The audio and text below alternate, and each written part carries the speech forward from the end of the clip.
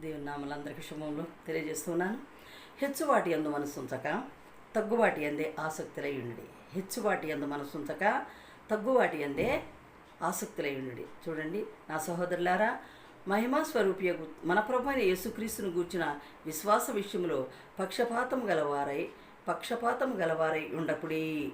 ఈ లోక విషయములలో దరిద్రులైన వారిని విశ్వాసమందు భాగ్యవంతులుగాను, తన్ను ప్రేమించు వారికి తాను వాగ్దానం చేసిన రాజ్యమునకు వారసులుగాను ఉండుటకు దేవుడు ఏర్పరచుకునే లేదా అంటున్నాడు. చూడండి ఎంత చక్కని మాట.